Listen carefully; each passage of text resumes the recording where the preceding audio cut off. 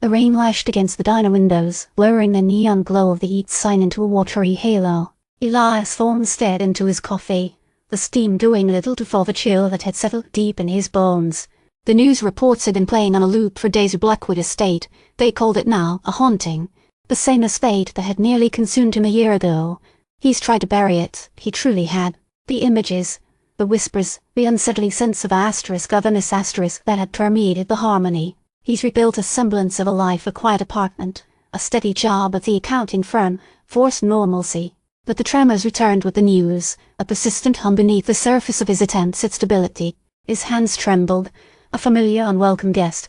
Still staring at that coffee, Thorne? Silas's voice was a low rasp, like dry leaves skittering across pavement. Silas, the reason he's even here, the architect of this entanglement. Elias nodded, unable to find the words to express the suffocating dread that clung to him.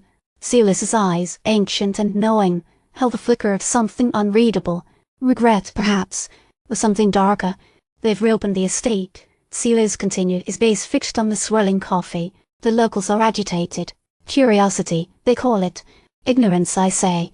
I don't want to be involved, Elias said, the words catching in his throat. Am I undone? Silas smiled, a thin, humorless curve of his lips. You're mistaken, Elias. You're never done. You're resonance. A catalyst. The words felt like a physical blow. He remembered the caretaker's pronouncements from the previous year. The same unsettling phrasing. What do you want me to do? Doctor, Albright is ready. He has details about Blackwood's research. Things they're not sharing with the newspapers. The prospect of returning to that labyrinthine estate filled him with a paralyzing fear. Yet, he also felt an undeniable compulsion, a growing sense of obligation. He's bound to this, somehow, tied to Blackwood's twisted legacy. Later that evening, in Silas's study, the attic with the scent of old paper and something indefinably wrong, Dr. Albright, a nervous man with perpetually smudged spectacles, laid out a series of diagrams and photographs. Blackwood, Albright began, his voice trembling slightly, was obsessed with the concept of perfect consciousness. He believed that by transferring individual minds into a collective, a single, unified harmony, he could eliminate suffering and create a utopia. And the experiments? Elias prompted, dread twisty in his gut.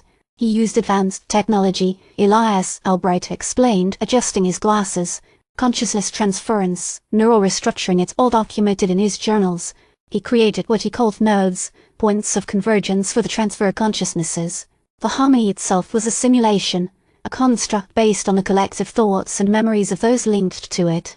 The diagrams depicted elaborate machinery, intricate neural pathways, and a complex network of underground chambers beneath Blackwood Estate. A crude map showed a central chamber, identified only as Nexus. He believed that the Nexus was the key, Albright said, tracing a finger across the map, the focal point of the entire harmony. He also believed that it needed a conductor, someone with a unique resonance to stabilize the connection. Elias felt a cold wave wash over him. He knew, with a sickening certainty, what he was meant to be. The following night, under a sky bruised with storm clouds, Elias and Silas stood before the imposing gates of Blackwood Estate. The wind howled through the overgrown trees, carrying with it the scent of damp earth and something else, something faintly metallic and unsettling. The caretaker of Olamu, a gaunt figure with eyes that seemed to absorb the light, greeted them with a slow, unsettling smile. Welcome back, Elias, he said, his voice a low monotone. The preparations are almost complete. He led them through the overgrown gardens, past crumbling statues and shrouded fountains, to a hidden entrance in the hillside. Inside, a long, winding staircase descended into the darkness. Blackwood was a visionary, the caretaker said, his voice echoing in the confined space. He sought to transcend the limitations of mortality, and he almost succeeded. The air grew colder with each step, the silence punctuated only by the drip, drip, drip of water. As they reached the bottom of the staircase, Elias felt a familiar tremor run through his body. The Nexus awaits, the caretaker announced, his face illuminated by the flickering light of a lantern. The chamber was vast and circular, its walls lined with intricate machinery and glowing nodes. In the center stood a raised platform, bathed in an eerie blue light. No presence is required, Elias, the caretaker said, gesturing towards the platform. The harmony is restless. As Elias stepped onto the platform, a mournful note echoed in his mind, a promise of return. He saw fleeting images, fragmented memories, swirling colors, and a figure standing in the shadows, its face obscured. The blue light intensified, engulfing him. He felt a sensation of being pulled, stretched, and fragmented.